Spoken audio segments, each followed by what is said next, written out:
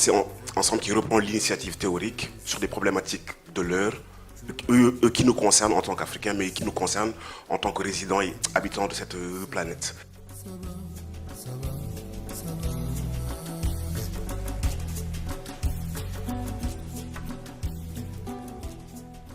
Penser dans le double sens d'accomplir un acte réflexif, de prise de distance par rapport à la réalité pour mieux la déchiffrer, et on l'espère pour mieux avancer, mais penser aussi avec comme le suggérait ce matin Abdourahmane Seck, penser dans le sens de prendre soin de quelque chose qui pour nous est essentiel, parce que du destin de ceci, il y va de notre propre survie. Cette démarche est d'abord une démarche, je dirais, intellectuelle et symbolique. Le monde que nous avons en partage nous impose un certain nombre de défis, et nous pensons que ces défis, bien qu'ayant eu un prolongement pratique, doivent être d'abord pris en charge par de la réflexion, par de l'inventivité, par de la créativité. Et que probablement, contrairement à ce que l'on pourrait entendre, ce qui nous fait... De la décolonialité et de la circulation des savoirs. C'est une session qui était composée de communications distinctes et distinguées, mais aussi connectées, traversées, je dirais, par un certain nombre de préoccupations communes, hein, quant à la mobilité, quant à la pratique ou praxis du décolonial, un de ces mots clés de la session. Alors, le terme, le mot, d'épistémologie est revenu souvent, puisqu'il s'agissait des savoirs, il s'agissait de la production des savoirs, d'identifier, de repérer, de se rappeler des sites de production du savoir, mais aussi de consolidation, de mythologisation, on l'a dit ce matin. Je vous laisse apprécier donc la manière dont ces communications se répondaient les unes aux autres et la manière dont elles étaient stimulantes et distinguées. Alors, je donne la parole pour commencer au professeur Ibrahima Sall. Pardon. Merci. Bonsoir tout le monde. J'associe mes remerciements aussi à ceux qui m'ont précédé pour remercier les organisateurs, toute l'équipe d'organisation, Achille, Felwin, mais aussi tous les autres qui sont dans le comité d'organisation. Saluer tout le monde, saluer nos hôtes de l'Institut français qui nous ont permis de débattre dans un cadre aussi agréable. Et je pense que le débat précédent a déjà campé le décor un petit peu. Un certain nombre de choses ont été évoquées. Moi, j'ai parlé ce matin de la décolonialité et de la nécessité d'aller au-delà de la décolonialité. Et ces dernières années, on a observé à travers le monde un certain nombre de mouvements qui s'attaquent aux vestiges du colonialisme et de l'esclavage. C'est en Afrique du Sud, en particulier dans le cadre africain, que ça s'est le plus manifesté. Les étudiants se sont mis à se mobiliser pour la décolonisation des universités d'Afrique du Sud, en disant que la transformation qu'ils espéraient voir avoir lieu après l'apartheid est vraiment trop lente dans la manière dont elle s'est faite. Et donc il fallait changer tout, les universités devraient être transformées, les programmes évidemment, mais également les symboles qu'on voit physiques, et notamment les statues, tout ce qui pouvait rappeler un passé désagréable. Il s'est passé quelque chose à l'université de Cape Town, où il y a un grand statut de Cecil Rhodes, qui était une grande figure de la colonisation anglaise. Eh bien, les gens se sont mis à dire qu'il fallait déboulonner ces statues-là. Ils ont fait des choses assez extraordinaires dans ce sens-là. Et alors, au-delà de la statue, finalement, le mouvement est allé plus loin. Ils ont demandé à ce que... on parlait de Rhodes must fall. Après, ils disaient, mais en fait, il faut plus que ça. Les inégalités également, il fallait s'y attaquer, parce qu'on en a parlé dans le panel précédent. C'est une grande question en Afrique du Sud post-apartheid. Un pays qui est considéré comme étant l'un des plus inégaux aujourd'hui, les sociétés. On parle d'Afrique qui montre la croissance qui est assez élevée au niveau de l'Afrique. 6 pays parmi les pays du monde où la croissance est plus élevée. Il y a aussi 5 pays au monde parmi lesquels les inégalités sont les plus grandes sont en Afrique. Et l'Afrique du Sud en fait partie. Et donc, les gens ont dit « fees must fall ». Donc, sur le terrain de l'université, ces cours, les droits universitaires, il faut savoir que ce n'est pas comme au Sénégal où on ne paye pas à l'université pour apprendre, on paye juste les frais d'inscription. Dans les pays anglophones, on paye les droits. Donc ils sont passés de Rhodes Must Fall à Fees Must Fall. La même chose a été observée en fait dans le sud des États-Unis où on a commencé à déboulonner des statuts des gens qui ont joué un rôle important contre l'esclavage, dans le trait de l'esclavage ou du dernier des plantations. On a vu ça ailleurs. Et c'est quelque chose qui arrive à chaque fois qu'il y a un grand changement. Saddam Hussein, les gens sont attaqués à sa statue. Ça s'est arrivé avec Anwar el-Sadat quand le régime précédent est tombé, et ainsi de suite. C'est une bataille qui concerne la mémoire, mais au-delà de la mémoire, ça concerne en fait un certain nombre de choses qui sont plus fondamentaux. Et ce qui se passe, en fait, au fond, la colonisation dont il parle là, c'est une situation dans laquelle un pays, pour dire de manière plus simple, vient occuper un autre pays et les populations sont soumises à perdre leur souveraineté, ils sont soumis justement à une oppression et une exploitation. Mais le rapport colonial et la colonialité, en fait, consiste à dire que au-delà de cette présence physique d'un pays qui occupe un autre pays ou qui le domine et l'exploite, il se passe des choses qui perpétuent l'exploitation, en fait, au profit des pays qui originellement étaient à l'origine de la colonisation. Et c'est à cela que la colonialité renvoie, en fait. C'est un rapport de pouvoir, un rapport qui opprime non seulement dans les pays où justement la colonisation s'est faite, mais même dans les pays d'origine, ça a permis à une certaine classe de devenir plus riche, aux minorités d'être opprimées également. Et donc, la colonialité renvoie à ça. Un certain nombre de gens ont parlé de ça déjà en Afrique, avant même que ça ne devienne utilisé comme concept. De Frantz Fanon, Aimé Césaire ont parlé de ça. Cheikh Anta Diop, quelqu'un l'a évoqué son nom tout à l'heure. Mais c'est les Latino-Américains qui ont beaucoup discuté de cette affaire-là au niveau de ces dernières années. Et un certain nombre de noms qu'on pourrait citer. Finalement, de quoi il parlait? Il parlait donc de la nécessité de transformer en fait un rapport de pouvoir qui caractérise au fond la colonisation et au-delà de la colonisation, qui se maintient et qui se perpétue sous plusieurs formes. On parlait à un moment donné de néocolonisation, on a parlé d'impérialisme, on parle de mondialisation néolibérale aujourd'hui. Et c'est la même chose qui se perpétue. En fait, c'est le capitalisme qui se métamorphose, qui se reproduit d'une certaine manière, avec des conséquences désastreuses, ça a été évoqué par le panel précédent, sur tous les plans. Sur les plans humains, écologiques, etc., etc., etc. Donc la pensée décoloniale, en fait, consiste à dire qu'il faut qu'on s'attaque à la racine du mal, qui est donc ce rapport, qui est un rapport de pouvoir, qui est un rapport qui est finalement né dans l'intérêt des personnes, ou alors qui est dans l'intérêt peut-être de 1% qui détient toutes les recherches. Et dans chaque contrée, évidemment, on trouve des relais de ces 1%-là. Et alors, ça prend plusieurs formes, ça aggrave les discriminations raciales, ça aggrave l'oppression des femmes, ça aggrave la minorisation d'un certain nombre de gens et ça détruit l'environnement. Ce que j'ai dit par rapport à ça, une fois qu'on a dit ça, c'est qu'en fait, au fond, on se rend compte que cette critique donc, décoloniale, elle est assez intéressante parce qu'elle rompt avec beaucoup de pratiques qui partaient tous d'une prémisse qui est celle de l'Europe, l'Occident, comme référence, comme point de départ par rapport à tout, comme centre en fait, sur tous les plans. Quand on parle de savoir, on parle de pouvoir, on parle d'économie, on parle de tout, c'est l'Occident qui est le centre en fait au fond. Et ça, même sans s'en rendre compte, on reprenait cette idée-là, on le reformule dans les recherches qu'on fait. J'ai travaillé les 13 dernières années au CODESRIA. Mon patron Achille Mbembe, qui est à un moment donné, avec qui j'ai eu le bonheur de travailler au CODESRIA, est là, on connaît le problème. On lutte contre ça, mais sans s'en rendre compte, on utilise les mêmes concepts. Il y a eu tout un débat sur le plan d'épistémologie, comme ça a été évoqué par notre modératrice. Et la pensée décoloniale dit qu'il faut commencer d'abord par une désobéissance épistémique.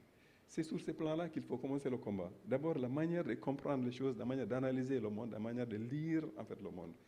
Et deuxième chose, on assume. On assume sur tous les plans.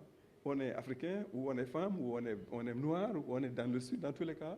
Et c'est à partir de cette position-là, justement, dans le rapport social, que nous interrogeons justement ce monde dans lequel nous vivons et que nous appelons à la transformation qu'il faut se faire.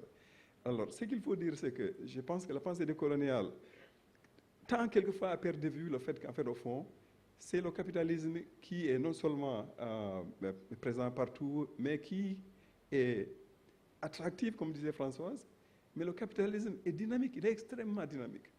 Et ce dynamisme le fait prendre des formules qu'on n'imagine pas aujourd'hui.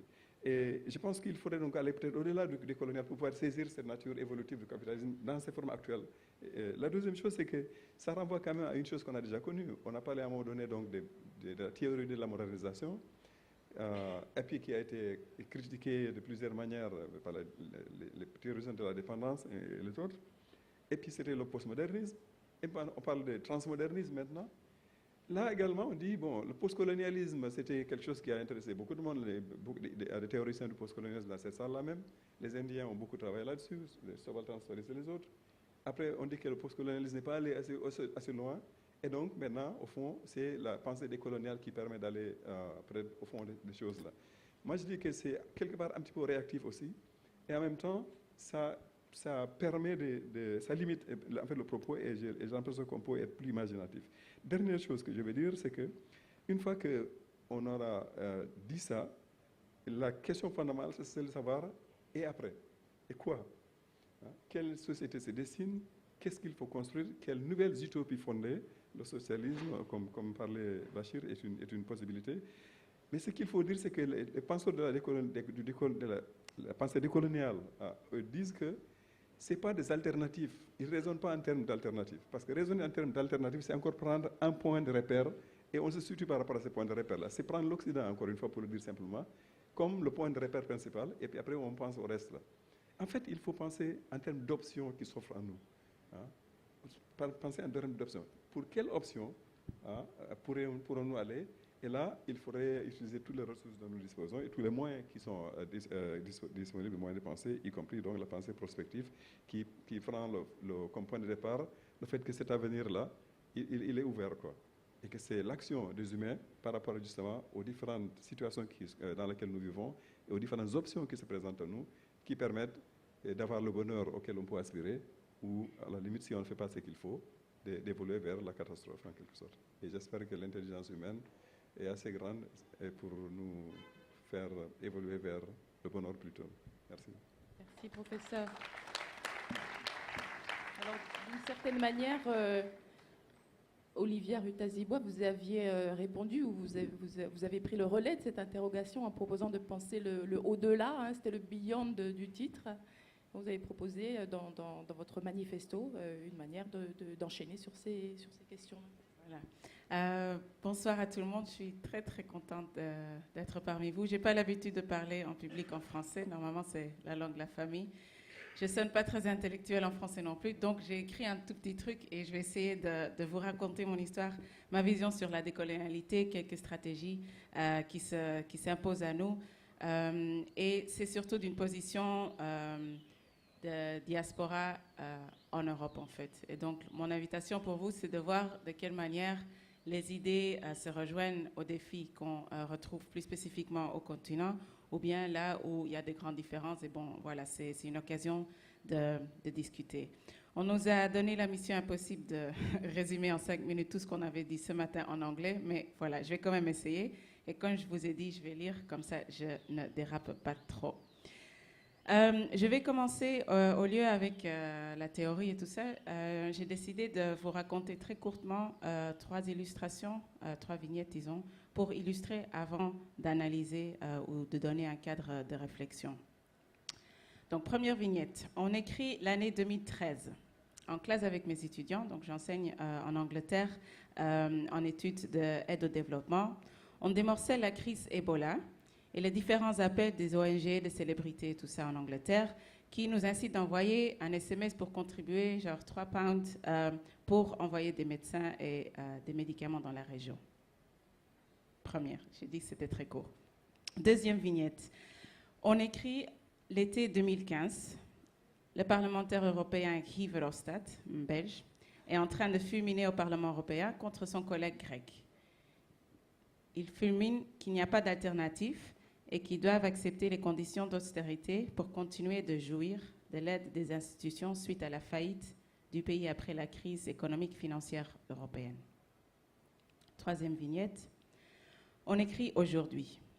Depuis trop d'années à compter, des corps, des âmes se perdent dans la Méditerranée. Ceux qui arrivent aux portes de la forteresse Europe comprennent que ce n'est surtout pas la fin de la cruauté, violence et déshumanisation. Bien au contraire.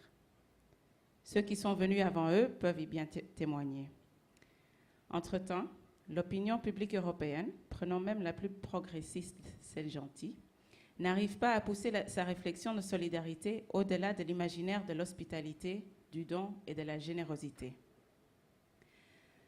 La décolonialité peut être pensée en 3 stratégies qui interviennent à 3 niveaux de la cultivation du savoir. L'ontologie, comment on voit le monde. L'épistémologie, qui sont nos experts et surtout systématiquement qui ne sont pas. Et qu'est-ce qu'on considère expertise et savoir et quoi systématiquement pas. Et troisièmement, la normativité. À quel but sert notre production, cultivation de savoir? Le statu quo colonial. Et c'est quoi le lien avec les défis matériels du quotidien?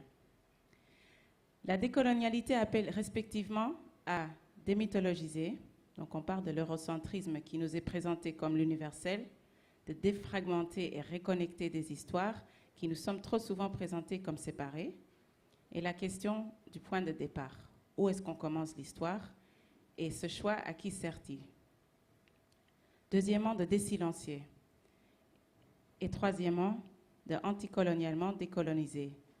Pas juste par rapport aux représentations, mais le vécu quotidien de la colonialité dans le présent. Donc, si on revient aux exemples. Une lecture décoloniale des 3 exemples nous amènerait aux suivantes réflexions. Elles ne sont surtout pas exhaustives, donc encore une fois, je vous invite à réfléchir avec moi. Si on part de la 3e vignette, les étudiants et moi, on arrive à reformuler le défi. Le défi, si on commence l'histoire ailleurs, on comprend que le défi de la crise des réfugiés, elle commence bien avant que la parole réparation vient en tête, mais aussi histoire et présent connecté, liés, l'en commun.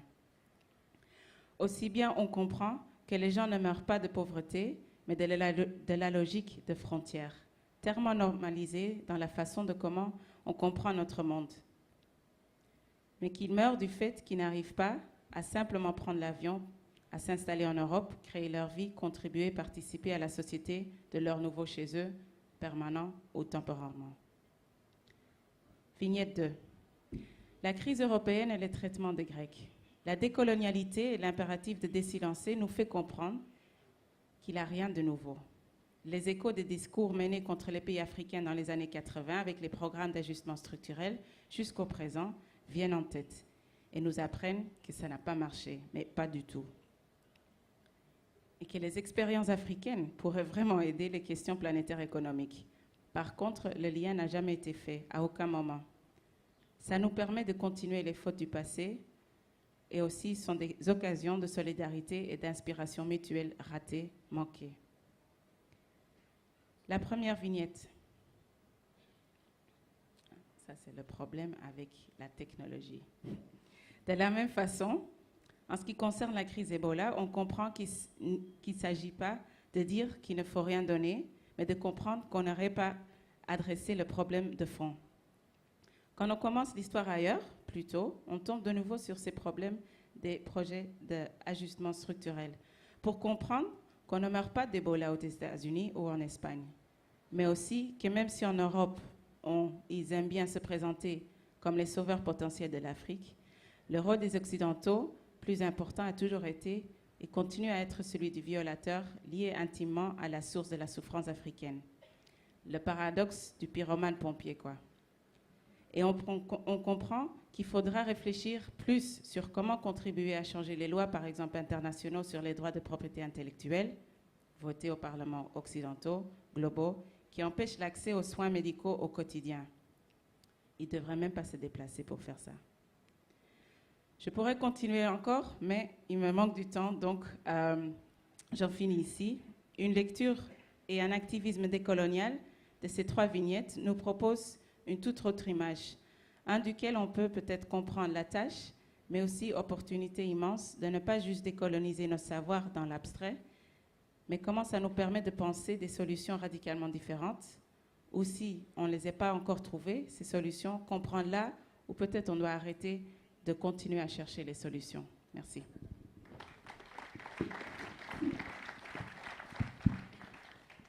Merci beaucoup, Olivier. Alors, professeur Sabelo Ndovou-Gatcheni, vous avez proposé, vous, de penser la décolonialité à travers deux termes.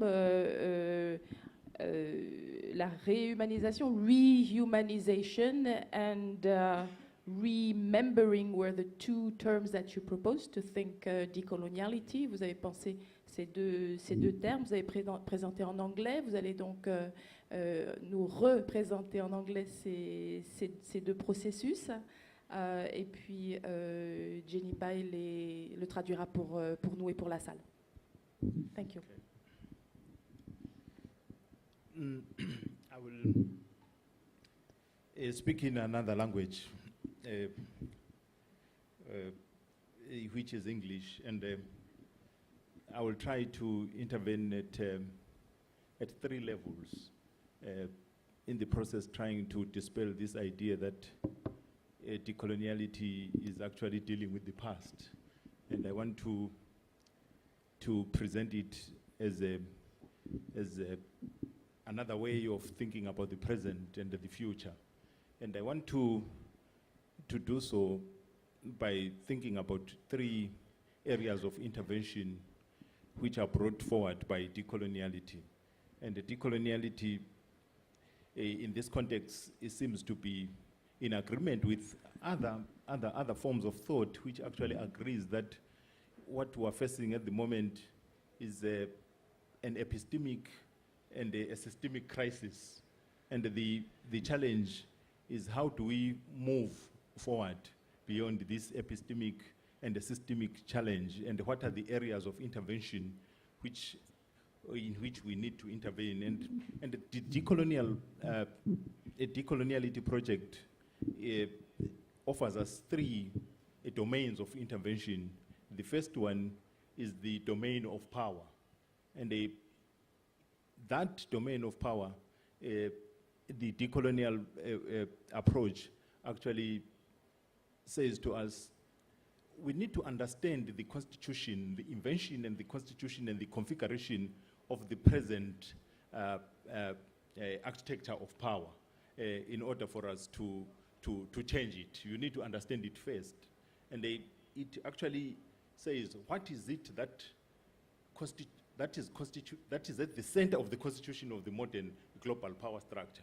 And it actually puts it clearly that the problem with the current global architecture of power is actually the problem of the will to power as an objective, as something which is actually the center of the constitution of the political itself. And then, if indeed that diagnosis is correct, that the problem is this belief in the will to power, which actually enables enslavement, enables colonialism, enables neo-colonialism, enables all these other problems which we are facing. Then the next challenge is actually how do we rethink the political itself? And the rethinking of the political itself, if indeed at the center is the will to power, why don't we just then think about the will to live as part of decolonizing in the domain of power? And it also tells us that the major problem about this constitution of the current power structures is the asymmetry of the power structures. And that asymmetry of the power structures is both visible and invisible. In its visible form, we actually know which power is actually the apex of the current structure of power. And that power, how it keeps itself there, is also very clear. It's accumulation of weapons of mass destruction. And immediately they realize that there's other spaces where there is possibility of accumulation of those weapons of mass destruction. They actually hunt and destroy those people. And we saw it in Iraq, we saw it in Libya. So that's one area which I think decoloniality actually intervenes. Then the second one is the domain of the human. The domain of the human, what decoloniality puts forward forcefully is that the human itself is colonized. And when it says the human is colonized, how is the human colonized? And it says there are two ways of colonizing the human. The first is the social classification of human species. And the second is the racial hierarchization of the human species. And the decolonization, the political decolonization of the 20th century did not actually change that structure. Then the practical danger of the hierarchization and social classification of humanity that way is that the classification was for a purpose. It actually was supposed to enable those who are supposed to be killable, those who are supposed to be enslavable, those who are supposed to be colonizable. That social classification and hierarchization enables those processes. And we need to actually rethink that order of things. Then the final one is the domain of knowledge. I think the domain of knowledge and the domain of the human, actually they intersect, they are intertwined in a big way, in the sense that immediately you hierarchize people in such a way that you say some people have no history, they have no knowledge, they have no civilization, they have no development. Automatically, you are actually denying that they have knowledge. You are automatically denying that they have epistemic virtue. And that is the struggle which we speak about in the decolonial project as the epistemological decolonization. And in that domain, one of the issues which come out clearly is how is it that a particular knowledge from somewhere, which is supposed to be a particular knowledge from a particular space, how did it actually universalize itself in such a way that it dominates the world? And we, in the decolonial thinking, actually enables us to trace the epistemicides, the killing of other knowledges, the linguicide, the killing of other people's languages, the alienations, as well as the cultural imperialism, which actually dominates, which makes us at the moment lose confidence in our names, lose confidence in our codes, lose confidence in our cultures, lose confidence in our heritages of struggle. And the decolonial project then speak about, in totality, if you take these three, then the solution is how do we go about resolving it? This is where the issue of rehumanizing then comes in. This is the issue of remembering comes in, that these three processes, they lead to actually dismemberment. And the solution becomes remembering and rehumanizing. And in a very simple way, the people who actually suffered the sentence of history meaning the issues of slavery, the issues of colonialism, the sentence of history which actually affects us up to today is not about something which actually has come to an end. It actually continues to operate. I will end it there. Thank you very much. Thank you. On doit remercier aussi les deux femmes qui entourent Sabelo, Olivia et Jenny, qui depuis le début lui traduisent ce qui se passe, depuis le début, depuis le premier jour. Elles sont aussi des femmes de l'ombre qui traduisent, donc il faut quand même... voilà. Donc Jenny, ça continue. La réflexion de Sabelo s'inscrit dans celle du remembrement et de la réhumanisation, le souci de remembrer et de réhumaniser dans un contexte où l'anglais permet remembrer, qui signifie à la fois se rappeler et rattacher des membres. Son intervention se situe à 3 niveaux. La décolonialité comme quelque chose du passé et comme quelque chose dont on a besoin de concevoir dans le présent. 3 aires d'intervention sont proposées pour revisiter cette décolonialité, tout en s'accordant qu'elle s'inscrit dans une logique en accord avec d'autres formes de pensée, celle de crise épistémologique, ou dans laquelle ces interventions sont situées. Le projet décolonial proposé s'inscrit dans le champ du pouvoir.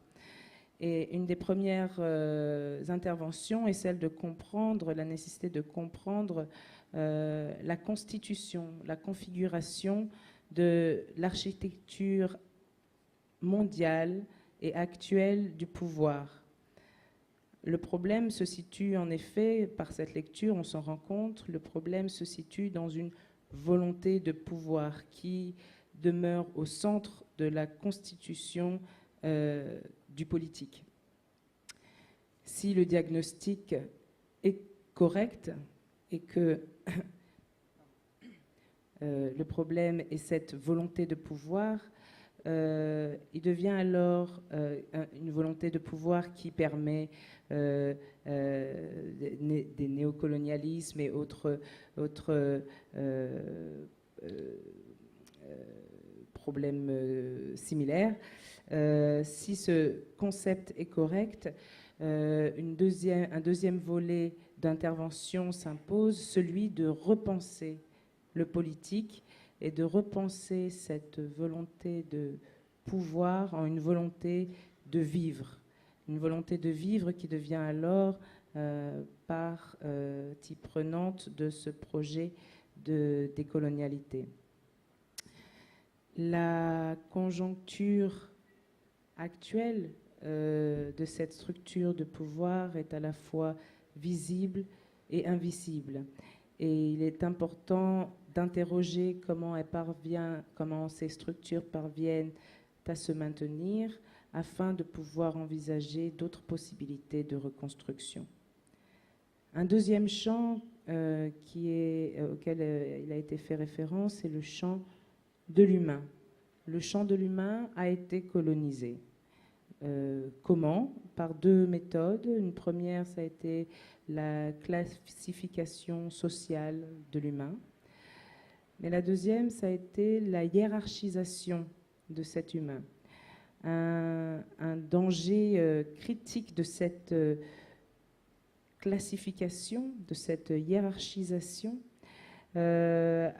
qui a pu... en fait, cette classification, cette hiérarchisation constitue un danger critique puisqu'elle a été faite de manière volontaire avec un objectif très précis qui était celui de permettre le colonisé, l'enchaîner, l'esclavagiser, réduit en esclavage. Et donc, il est important de repenser cet ordre des choses. Troisième site d'intervention, troisième lieu, troisième champ est celui du savoir qui est intimement lié et imbriqué dans le champ de l'humain. En effet, une hiérarchie également des savoirs s'est opérée avec certains savoirs, en tout cas intimement liés à l'humain, puisque certains humains étaient déniés le droit ou déniés la possibilité ou déniés en fait pour lesquels on ne reconnaissait pas un savoir, pour lesquels on ne reconnaissait pas une civilisation, pour lesquels on ne reconnaissait pas une capacité et une valeur et une vertu épistémologique. Donc dans ce champ du savoir, c'est véritablement une décolonisation épistémologique qui doit être à l'œuvre, puisque et interroger comment un savoir, des connaissances particulières ont pu dominer, ont pu apparaître comme universelles et universaliser, bien que de leur point de vue particulier, le monde.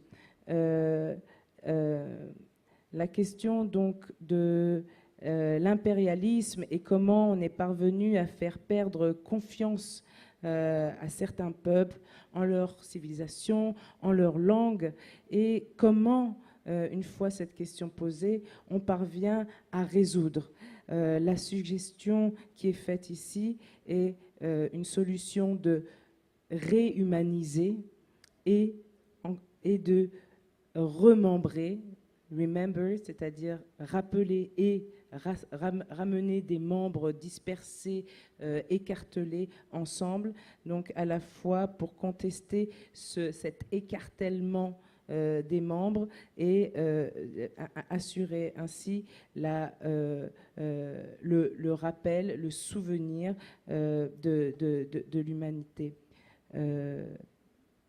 Puisque, et encore une fois, ces interventions sont urgentes, puisque le colonialisme et la colonialité continuent au jour d'aujourd'hui encore d'opérer.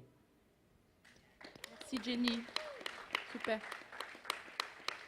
Alors vous gardez le micro pour votre propre présentation, hein, puisque vous êtes intéressé, vous, encore au décolonial, mais au décolonial dans sa dimension, dans ses potentialités, hein, dans sa dimension créative, puisque vous nous avez présenté la ville comme lieu d'expérimentation, de transformation, de créativité. Donc voilà, voulez vous reposer un petit peu? Je donne la parole à Blondin Cissé, et puis après, ouais, hein, ça vous reprenez un peu le frais. Manière de parler. Oui. Alors, donc, Blondin Cissé nous rejoint, n'était pas là ce matin, donc il va faire un petit peu le chemin inverse. Présentation courte d'abord. Présentation sur les races et constructions intellectuelles au XIXe siècle, autour, encore une fois, de la question de l'humain qui rejoint également la première session de hier matin.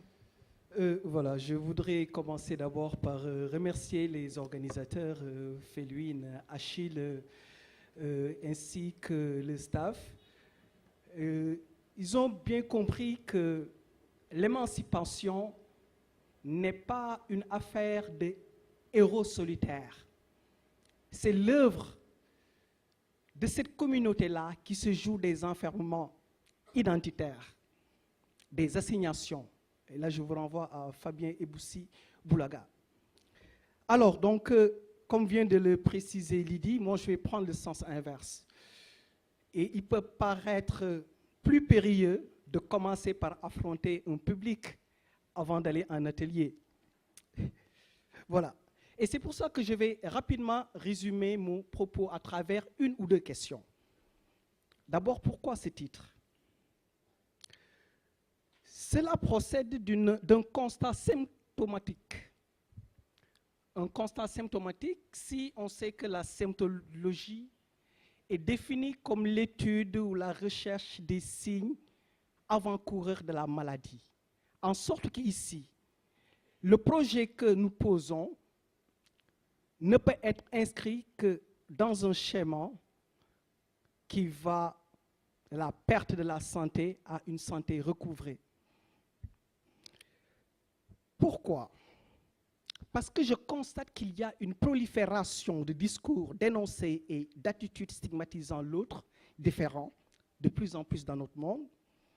Exemple, de la proposition en 2005 en France d'une loi à l'Assemblée nationale reconnaissant le rôle positif de la colonisation, aux dérives suprémacistes de Trump, en pensant par le discours de Nicolas Sarkozy à Dakar, affirmant que l'homme africain n'est pas assez entré dans l'histoire, que l'imaginaire dans lequel il est ne donne place à aucune aventure humaine et ni à l'idée de progrès, au salut nazi qu'on voit dans les stades, accompagné de cris de singes, etc. On assiste donc à une réactivation des discours peu ou peu racistes qui s'inscrivent dans un dispositif redéployant les schèmes hérités de l'anthropologie coloniale du XIXe siècle.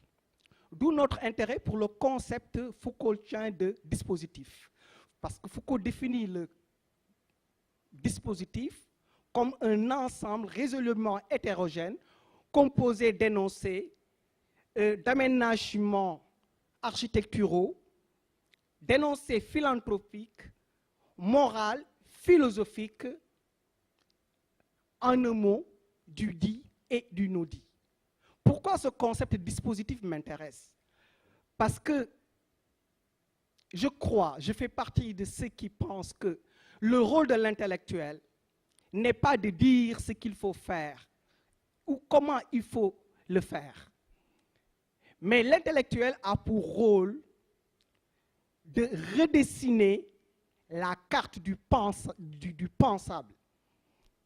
Et aussi d'aider, comme le dit Jacques Rancière, à débusquer, à lever les interdits et les impossibles qui se logent souvent dans les sciences qui se veulent subversives. Alors, par ces temps qui courent, et c'est mon dernier point, qui me permet de faire deux propositions. L'intellectuel doit dénoncer les faux monnayeurs de tout acabit.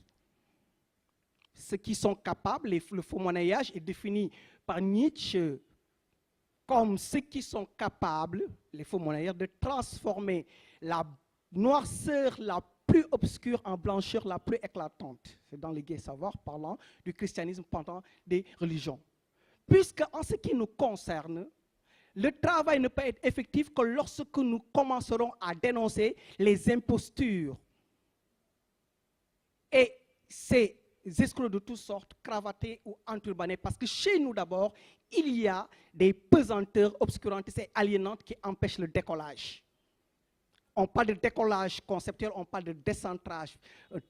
Travaux qui ont déjà été faits, qui ont été déjà pensés, mais comme vient de le dire un camarade, il est question d'historiciser le contexte. Et c'est à ce moment-là que nous aussi, on doit pouvoir penser que l'ennemi peut être de l'intérieur.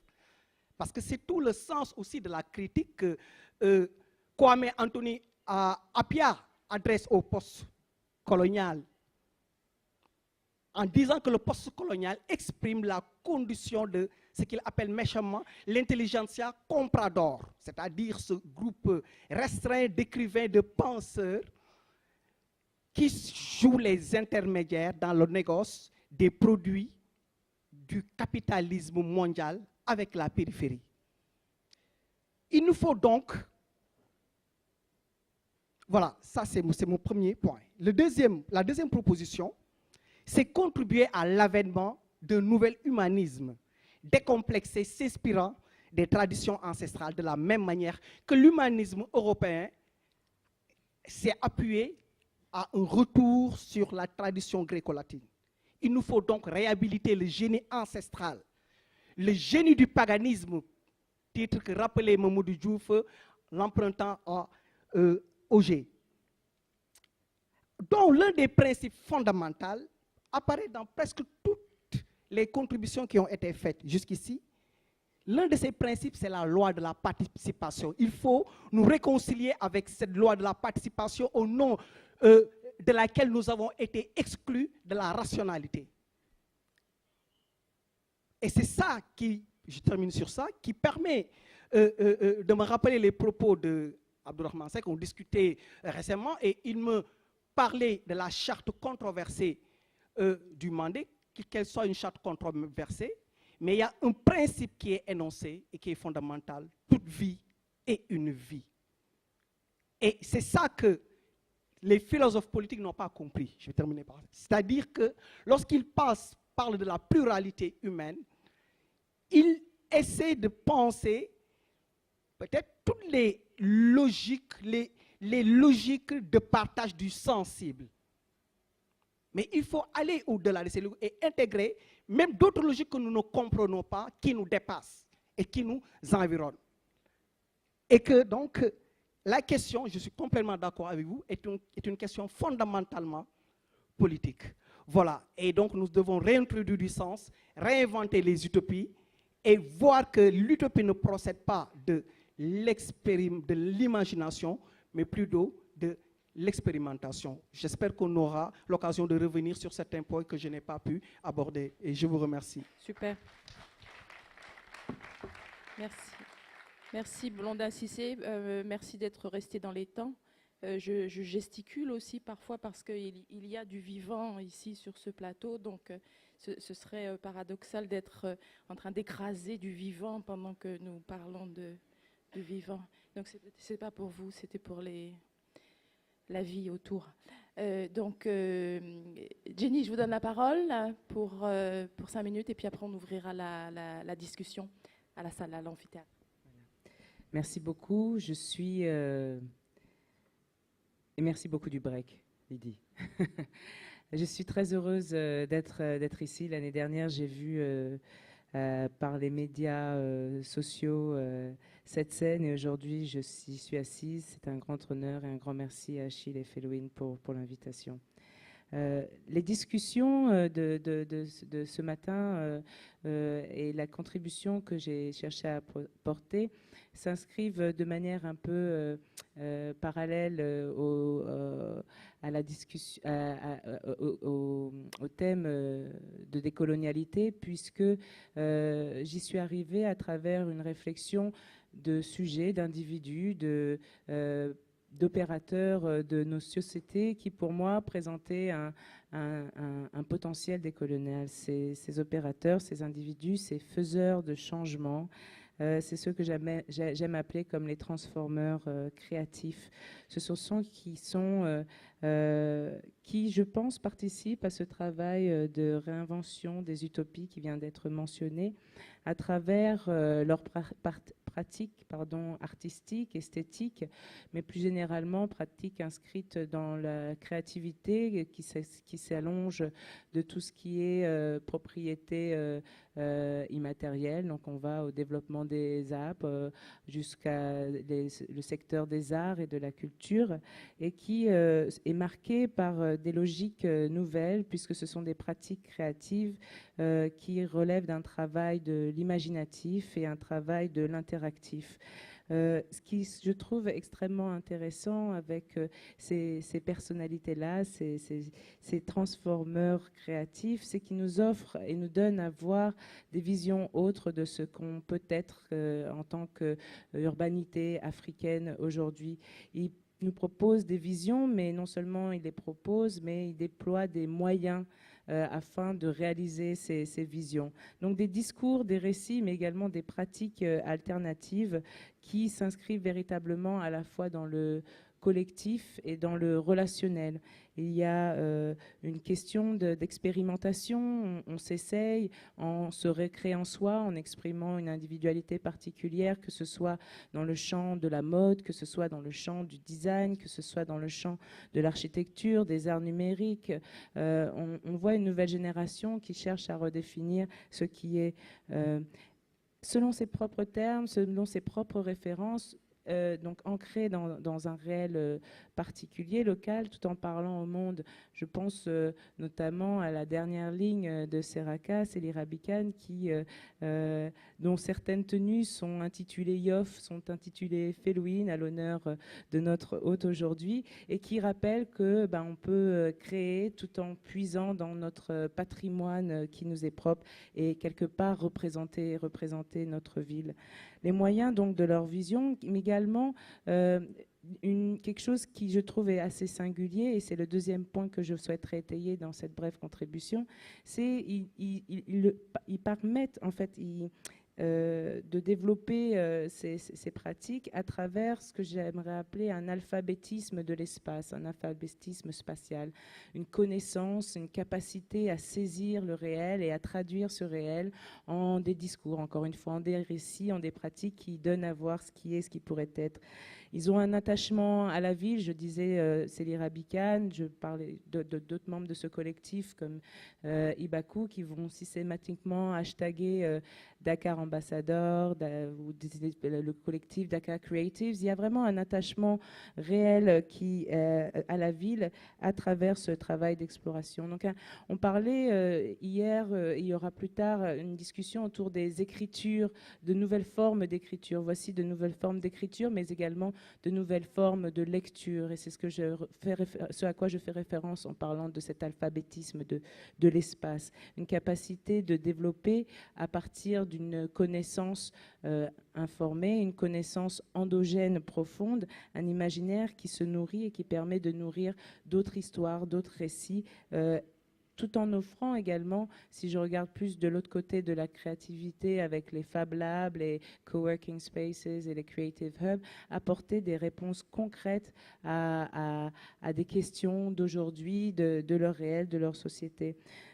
Création de nouveaux imaginaires qui, et je pense, et c'est là le rapport avec le mouvement décolonial, c'est de quelque part rappeler et déstabiliser des hiérarchies établies du savoir, l'économique au-delà de la culture, le hard plutôt que le soft. Et en fait, il y a beaucoup de substance dans cette humanité-là qui construit, co-construit, co-design, si on veut, la ville, et qui nous rappelle en fait que ce soit à travers un travail, comme je disais, relationnel et collectif, un travail qui également équilibre entre du lucratif et des espaces beaucoup plus de solidarité et de partage, qui rappelle en fait qu'il est possible d'avoir un autre type de travail, un travail immatériel avec d'autres logiques, un travail affectif peut-être, et tout en se saisissant encore une fois d'outils qui vont permettre d'élargir le collectif, la communauté, pas forcément hors ligne, dans un urbain, mais aussi en ligne à travers cette capacité qu'ont les digital natives, je m'excuse, c'est les natifs numériques, je ne sais pas trop comment traduire, mais également, encore une fois, qui rappelle ce lien et cette capacité de création, de recréation à travers soi de la société via un imaginaire et ancré dans des pratiques concrètes d'agentivité, de communauté et d'identité redéfinies selon leurs termes, leurs conditions, et encore une fois, ancrés dans un réel qui leur appartienne.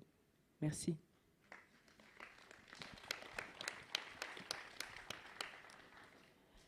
Merci beaucoup. Donc, nous allons passer aux questions de la salle. Merci à toutes et tous d'avoir tenu le temps réglementé et réglementaire. Des questions, des réactions. On a compris que le décolonial pouvait être un mouvement, impliquer un travail, se situer dans un moment et dans des espaces particuliers. C'est l'occasion pour vous d'en savoir plus sur ces contributions. Donc je guette les mains qui se lèvent, puis je vais essayer d'organiser. C'est un petit peu difficile de voir. Donc on va faire comme ça en fonction de ce que je vois. 1, 2, 3. 1, 2, 3. Et puis 4, la chemise blanche qui fait des mouvements comme ça. 1, 2, 3, 4. Alors ça, c'est triché là. 5, le téléphone portable. OK. On va faire un premier passage avec les 5 questions. Donc 1, 2, 3, 4 et puis 5. OK, merci beaucoup. Et puis après, je regarderai sur les côtés. Pardon. Allez-y.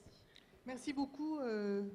Je crois avoir été assez attentif, sauf pour mon collègue compatriote Blondin Cissé, parce que j'étais sortie, je m'en excuse. Et en fait, décolonialité et circulation des savoirs, je voudrais surtout poser une question suite à votre intervention, Ibrahim Assal, particulièrement celle de Olivia et celle de Sabelo. Bon, elles m'ont plus parlé, je m'en excuse. Bon, il faut qu'on sorte du cadre. Et vous avez, d'après ce que j'ai compris, soit par rapport aux initiatives dont vous avez parlé, aujourd'hui des jeunes en Afrique du Sud, en termes d'analyse, vous en avez aussi parlé autour de la connaissance de l'humain et du savoir, et aussi avec vos vignettes. Il faut sortir du cadre et peut-être puiser dans notre expérience, qu'elle soit assujettie à travers la colonisation, l'esclavage, etc.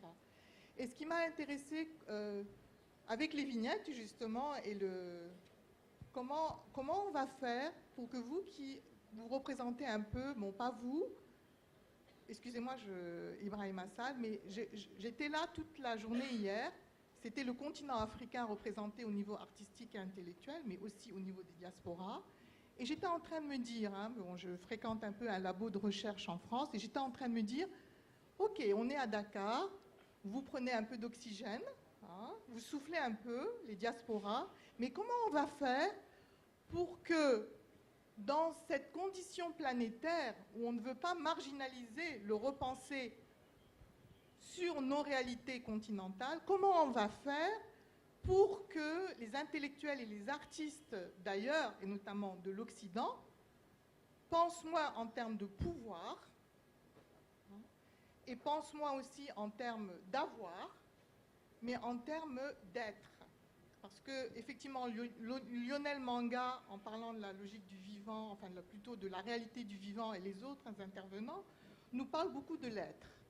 Et l'être, dans son essence, parce que nous avons résisté et que nous avons été conservateurs, il faut bien le dire, hein, avec nos cosmogonies. Excusez-moi, madame, je vous interromps pour vous demander de poser votre question. Ok, ma question est de savoir... Le format est le suivant, oui, c'est que compris, vos questions ne sont pas vraiment des mini-exposés, oui, mais vraiment des questions qui offrent la possibilité de répondre. Ma question est de savoir comment, vous, de la diaspora, vous allez aussi faire en sorte que dans vos espaces universitaires, et aussi les artistes qui viennent de la diaspora, vont aussi dans leur espace artistique faire en sorte qu'on place plus la logique de l'humain et de l'être, parce que sinon nous allons vers des fractures irrémédiables. Professeur Sylla, vous voulez commencer Qui veut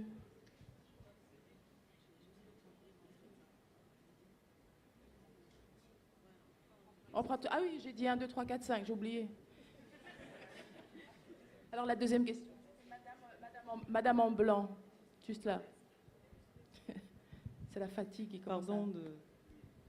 Je sais que cet espace n'est pas vraiment pour ceux qui sont des intervenants, mais je voulais juste faire cette petite observation qui revient au propos d'Ebrima Sall sur comment on va au-delà, parce que j'ai peur que finalement la décolonialité devienne une identité refuge dans laquelle on n'arrive pas finalement, enfin où on va se protéger, une identité de résistance, alors que peut-être le propos c'est de construire plutôt une identité projet, quelque chose qui est plus libre par rapport auquel on peut s'affranchir sans que ça ne devienne une métacatégorie au-dessus de nos têtes.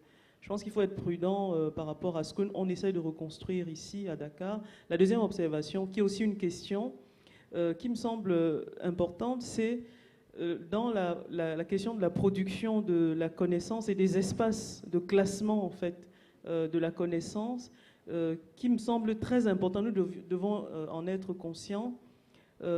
C'est comment est-ce que nous allons, nous les universitaires africains, nous faire consacrer par des espaces et selon des critères et des catégories qui sont des catégories que nous n'avons pas définies, mais par rapport auxquelles, en fait, nous allons nous faire consacrer. Je vais prendre un élément simple, c'est, par exemple, les espaces de valorisation de la connaissance sur le continent. Je sais que le Codesria fait un travail extraordinaire de ce point de vue. Où est-ce que nous allons publier et qu'est-ce que nous considérons comme étant un espace de connaissance qui est valide, qui est valorisant. Donc je crois que ça aussi, dans la manière, au plan épistémologique, de consacrer des savoirs, il faudra que nous soyons très prudents. Voilà. Merci. Je pense que monsieur derrière vous. Bonsoir, Denis Ponga, acteur et metteur en scène. Mon sentiment est le suivant, c'est que si nous voulons prédire l'avenir de l'Afrique, la meilleure façon de le faire, c'est de le créer nous-mêmes, d'où la portée de ces ateliers. La question que je me pose est la suivante, est-ce qu'on ne commencerait pas par bannir dans notre vocabulaire les mots colonialisation avec toutes les déclinaisons de ce mot? Ce matin, j'ai été écouté et je me suis amusé à noter le nombre de fois que tous les intervenants ont cité ce mot, plus de 80 fois, sauf une personne qui s'appelait William Gwagwa. Pendant 10 minutes, il en a parlé 100. Donc, il ne m'a pas manqué du tout ce mot. Je me dis, est-ce qu'on ne commencerait pas par supprimer ce mot, parce qu'il nous retire chaque fois vers le passé, pour effectivement inventer autre chose pour aller vers le futur. D'autant plus que ce mot, je m'arrêterai là, c'est que je crains que ce mot ne devienne notre fonds de commerce. Ce qui fait que, étant lié au passé, ça posera un problème tôt ou tard. Et que s'il y a un petit malin qui a déposé ce mot à la SACD, il touchera les droits d'auteur en plus. Donc, voilà. Merci. Vous savez qui vous êtes?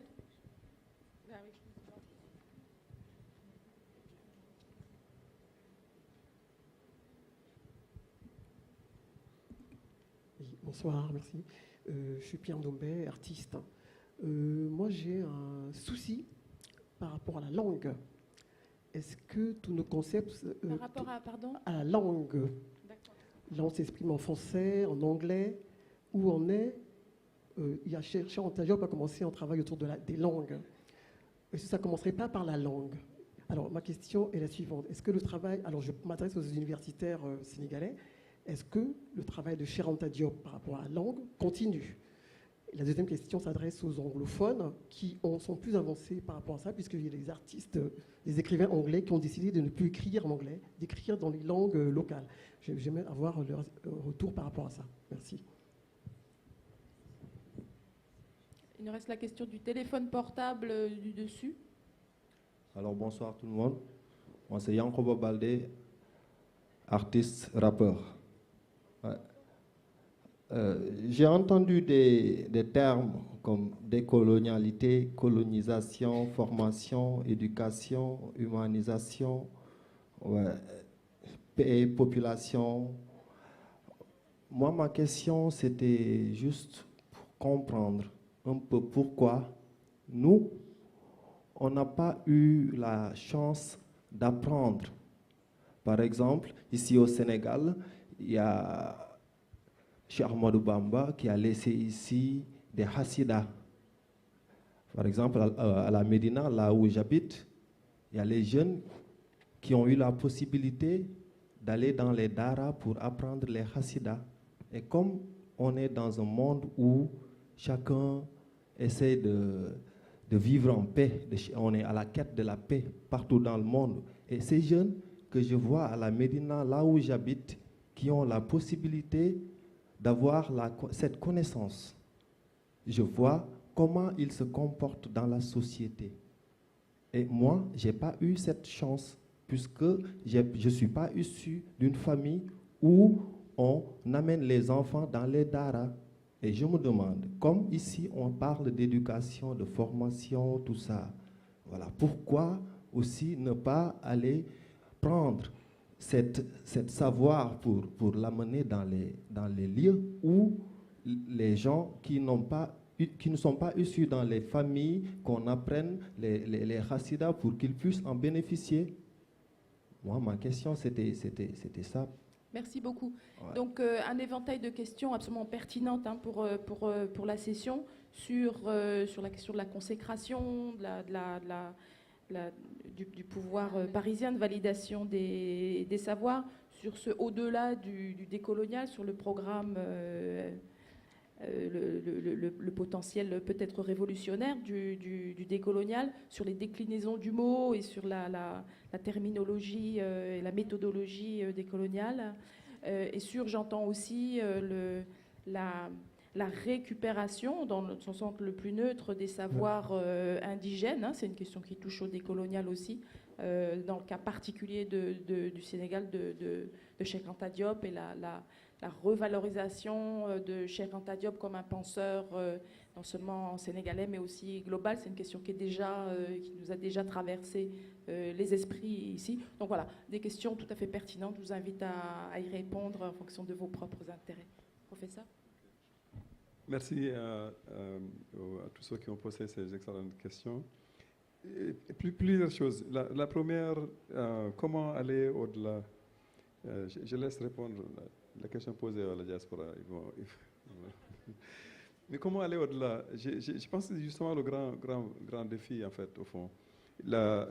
Sabelo a rappelé ça tout à l'heure. Dans la pensée décoloniale, en fait, on parle du passé, on parle du présent, on parle également du futur. Donc, moi, ce que je dis, c'est qu'il reste assez évasif quand il s'agit du futur, en fait, au fond.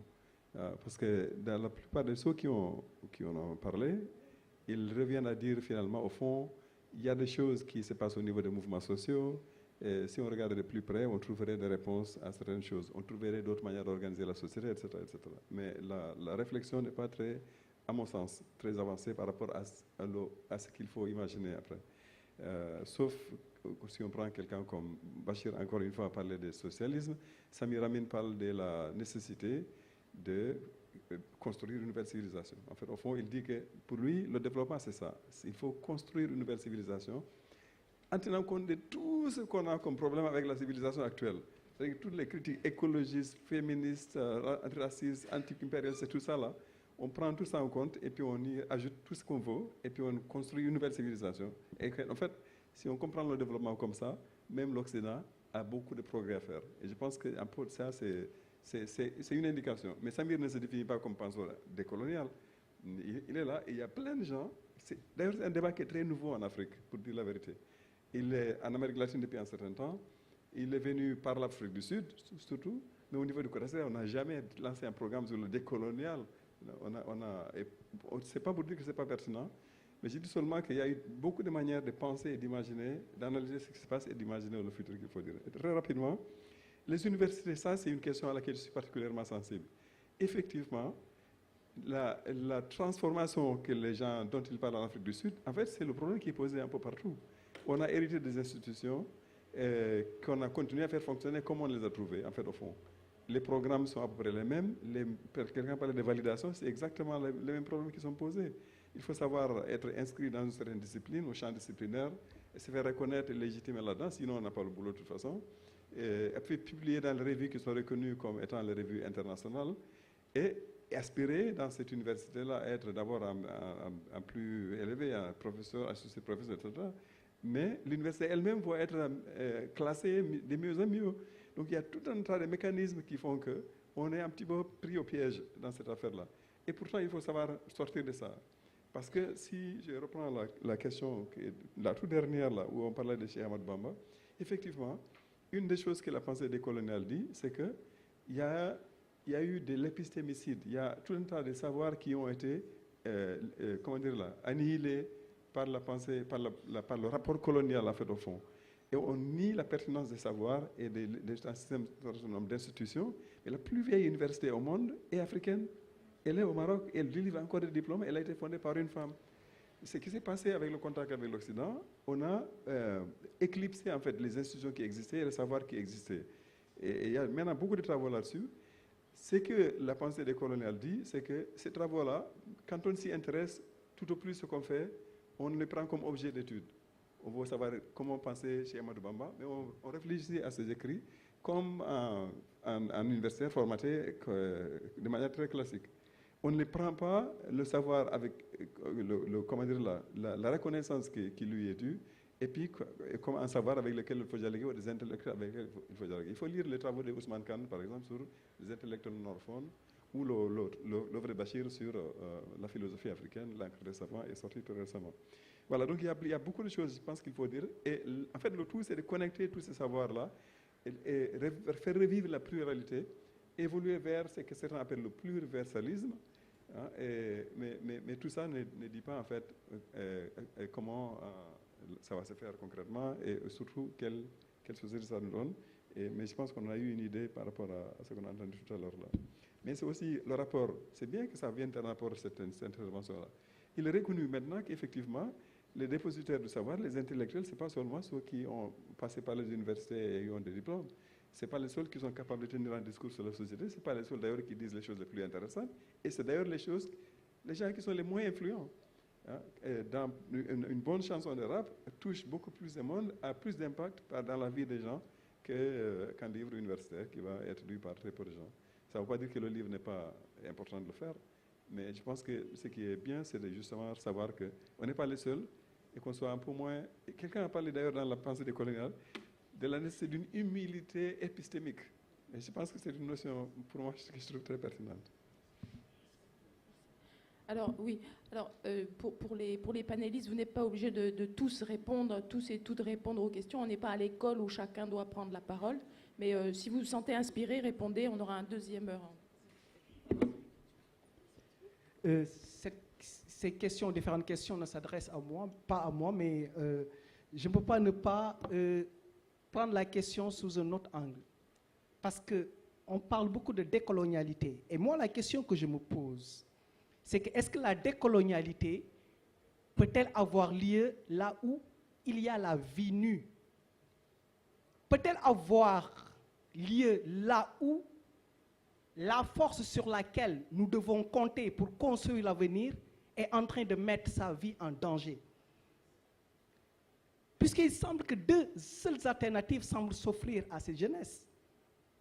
Soit être les marionnettes d'ennemis intérieurs, qui peuvent être des marabouts, qui relèvent de la religion, qui relèvent d'autres ordres, ou exposer leur vie là où on ne veut pas d'eux. Ces questions ont été abordées ce matin. Donc moi je pense qu'il faut réfléchir sur les conditions de possibilité de cette vraie décolonialité, parce qu'il y a des questions qu'on doit résolument régler une fois pour toutes.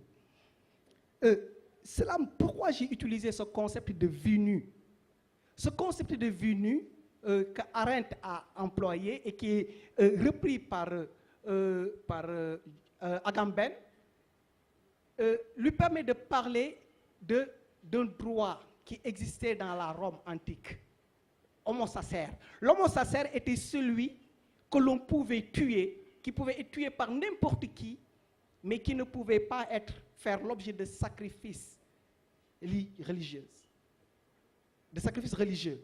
Et ça me permet donc de poser la question qu'on affrontait ce matin, à savoir, c'est une question que posait Merdi en disant que peut-être cette jeunesse, ces réfugiés qui pour moi apparaissent comme étant la figure moderne de la vie nue, est-ce qu'il y a possibilité de penser une citoyenneté, une nouvelle forme de citoyenneté, une nouvelle forme de conscientisation?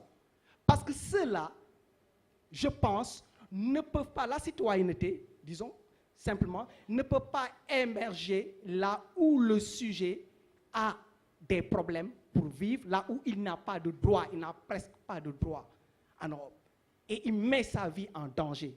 Et moi, je pense que la citoyenneté, pour qu'elle soit effective et performative, il faut qu'elle soit posée en dehors des questions du travail, en dehors des questions de cette vie bestiale. Parce que la vie que les réfugiés mènent est une vie bestiale, est une vie animale qui les exproprie de pas mal de choses. Et quand on aura résolu ces questions, je pense que le projet de la décolonialité pourra avoir beaucoup plus de sens encore. Je ne dis pas que ça n'a pas de sens, mais qu'il y a des préalables. Il y en aura encore plus. Plus de sens, oui. Vous voulez intervenir de ce côté?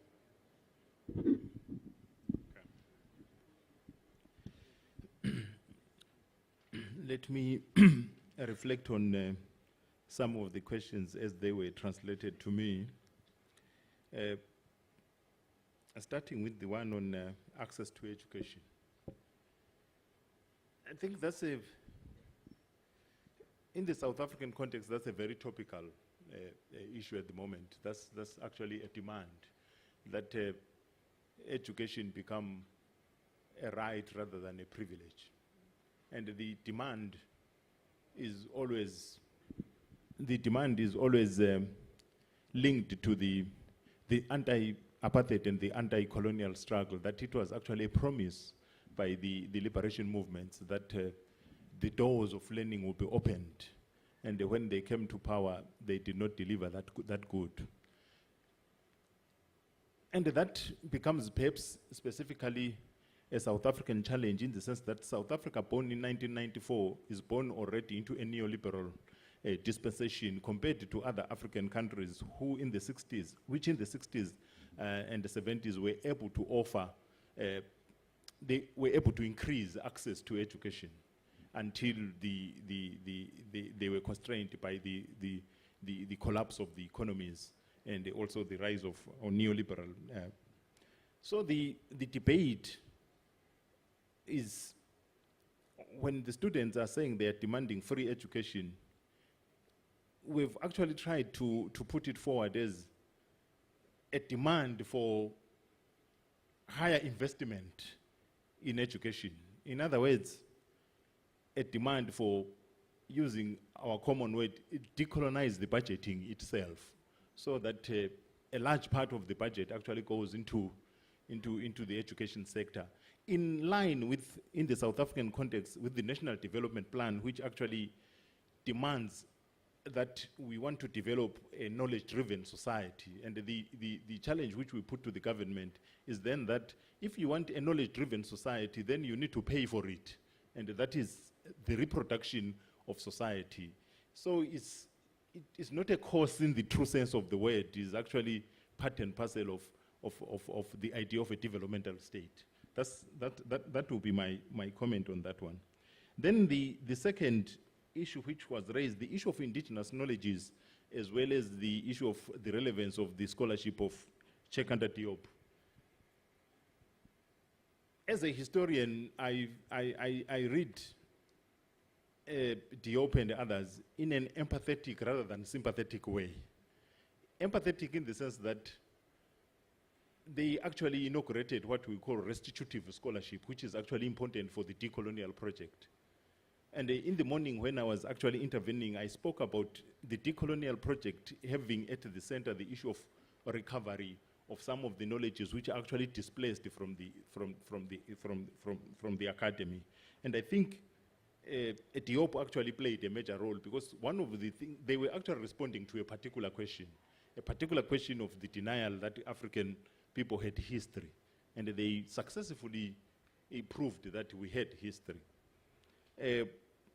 When it comes, therefore, to the issue of indigenous languages, again, in South Africa is one of the topical issues. And the topical issues being that the issue of monolingualism within the universities, whereby here maybe you are using French only, in the Anglophone you are using English only, is still a sign that we have not moved beyond what was imposed by colonialism. And the issue of dealing with bringing the indigenous languages into the academy is basically not a revolutionary or radical move. It's actually a recognition of a reality on the ground. One of the most tiring questions is the question of the past. That one is a tiring question in the sense that the whole project of modernity is the colonization of time itself. Whereby modernity actually colonizes time in two ways, in terms of a rupture and in terms of institution of difference. So much so that a child who is born today in the global south might actually be old the very day you are born, because you are born into the primitive. Karl Marx, who was born long ago, will perpetually be modern in the sense that he was born into the modern. So we need to be careful about this issue of saying something is past. Then the issue of universities, African universities, I think we all are familiar of the initiatives which were taken in the 1960s, in the 1970s in terms of Africanization. In terms of Africanization, introduction of black vice-chancellors, black professors, black students, and all that as part of decolonization. But the problematic aspect of that was that the tendency was to want to be included into a game which we don't understand the rules. And the current struggle is that we're questioning the rules themselves so that we take ourselves serious, so that we make our own rules. Maybe let me leave it there.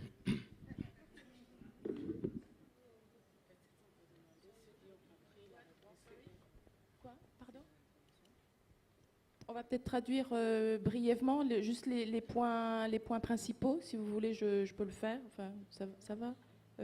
Enfin, ce que j'ai compris, c'est que effectivement la question de ce qu'on appelle restitutive scholarship, la restitution, la réhabilitation dans les institutions de savoirs qui ont été déniés, qui ont été occultés, effectivement une préoccupation cruciale au niveau des structures, mais aussi au niveau des universitaires, au niveau individuel pour les universitaires.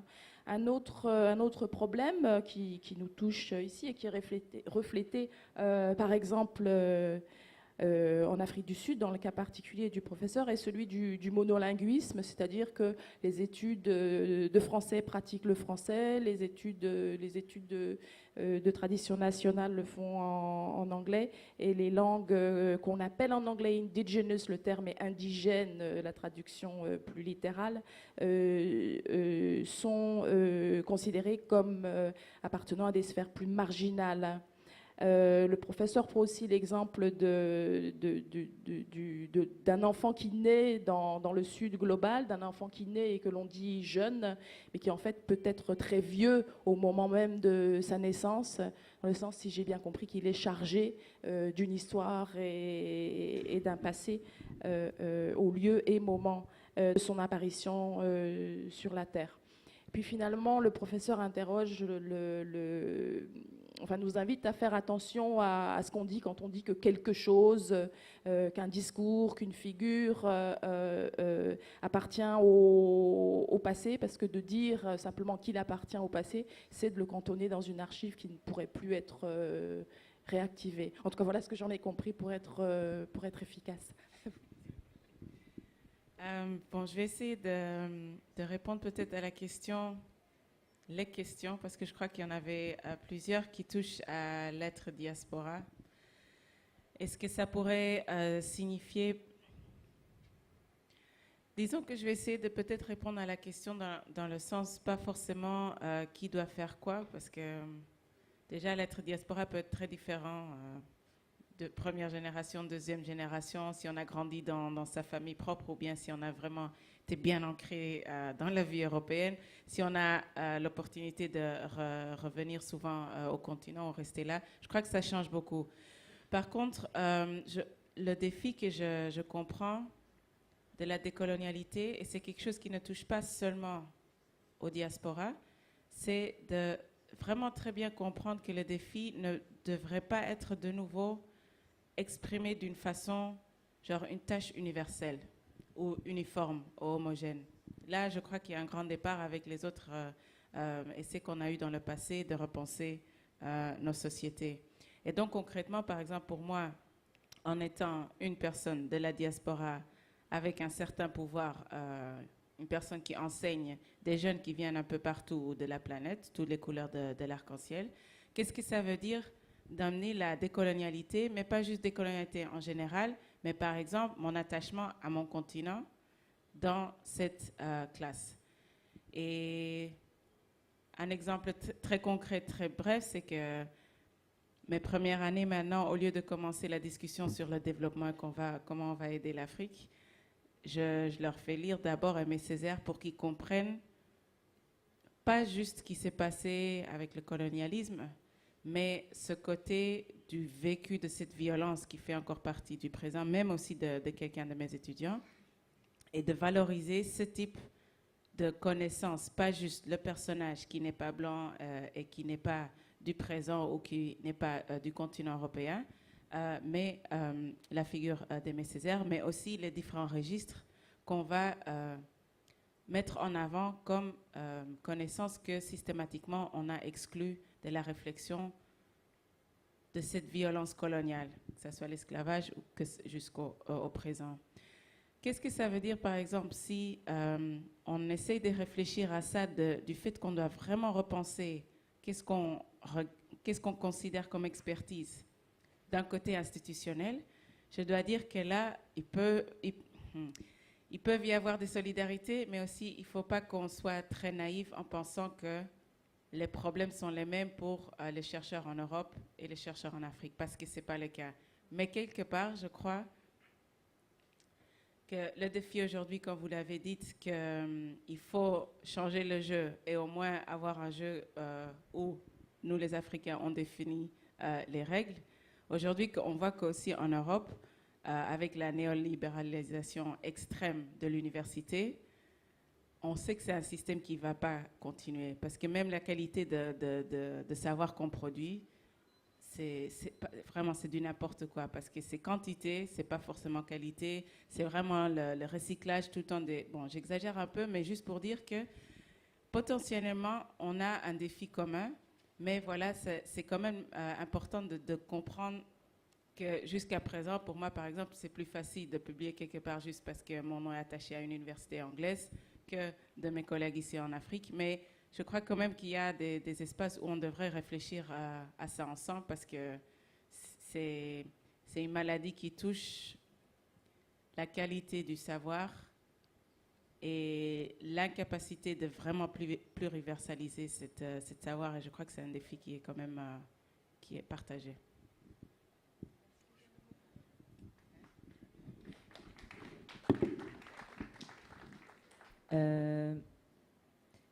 Pour rebondir en fait un peu sur les dernières paroles d'Olivia et connecter avec la question qui a été posée concernant les espaces de valorisation de la connaissance et où est-ce qu'on publie, etc. J'ai envie en fait de prendre un peu plus sérieusement en réponse la question de multiplier à la fois les savoirs et multiplier les lieux de partage de ce savoir et également de questionner la pertinence de là où on continue de reproduire ces systèmes de production et dissémination du savoir. Est-ce que ce système de, par exemple, revue scientifique est vraiment là où le savoir est utile, là où le savoir est véritablement partagé au plus large, et d'où, du coup, la pertinence de ces espaces déjà conventionnels, très inscrits dans une tradition universitaire qui ne dérange pas grand-chose et qui ne déstabilise pas grand-chose. Et peut-être penser, on a parlé beaucoup du rôle de l'universitaire et de commencer par soi ce matin, penser là où on peut aussi déstabiliser ces carcans de dissémination et voir comment on peut traduire nos connaissances, nos savoirs dans des contextes où on sort un peu de notre zone de confort, où on s'expose et on traduit en effet ce que l'on sait en donnant dans des lieux et avec des personnes pour qui non seulement ça fait du sens, mais pour qui ça devient également des outils utiles. Donc questionner véritablement ces lieux de publication. Je parle de ces espaces créatifs, des espaces où l'universitaire ne serait pas forcément à son aise, mais a sa contribution à faire parce que, encore pourquoi, le créatif n'a pas forcément toujours le temps de coucher ce diagnostic pour le plus grand nombre, et peut-être est là une des responsabilités de l'intellectuel et une révision. Il y avait, dans l'interview des RFI, j'avais beaucoup aimé une intervention qui disait peut-être plus d'université serait l'option. Pourquoi pas, et investir des lieux où le savoir se produit, mais où nous, en tant qu'universitaires, on ne l'attend pas ou on ne s'y attend pas et qu'on ne visite pas suffisamment souvent. Et ça revient aussi par rapport à la question de décolonialité dans toutes ces déclinaisons. Et c'est vrai que l'universitaire ou l'analyste a cette capacité et peut-être cette responsabilité de poser des notions, poser des concepts sur des faits qu'il est donné à voir, de proposer en tout cas des interprétations et des suggestions. Mais bien souvent, dans les contextes praticiens, ce sont des concepts qui ne sont pas, disons, auto-définis, qui ne se sont pas auto-attribués. Peut-être la pertinence n'y s'y trouve pas non plus. Donc, en fait, il existe beaucoup de mondes où ce potentiel décolonial mais n'est pas nommé. Et donc, distinguer également les lieux de nomination et les lieux d'action et d'action autre, disons. Juste une toute petite parenthèse par rapport, et ce sera mon mot de fin, aux langues endogènes et indigènes où les anglophones seraient plus en avance. Je pense que Felwine Sarr, qui a créé récemment une maison d'édition en langue locale, si je dis bien comme il faut les choses, serait à même de donner une réponse concrète, pragmatique et efficace à la question soulevée. Merci pour cette belle session, belle deuxième session de la nuit. Il y en a une troisième qui arrive, qui va clôturer la nuit. Et je crois qu'on est dans les temps. Oui. Oui,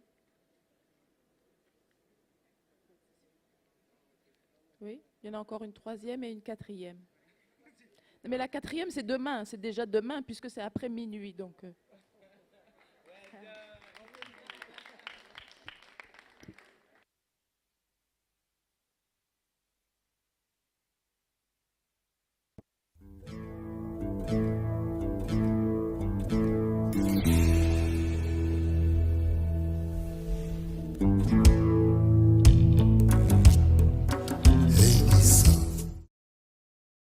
Et ce qui faisait urgence, à notre sens, de tenter de mettre en place une plateforme pour faire éclore un penser ensemble dans ces tensions, mais un penser ensemble qui reprend l'initiative théorique sur des problématiques de l'heure, eux qui nous concernent en tant qu'Africains, mais qui nous concernent en tant que résidents et habitants de cette planète.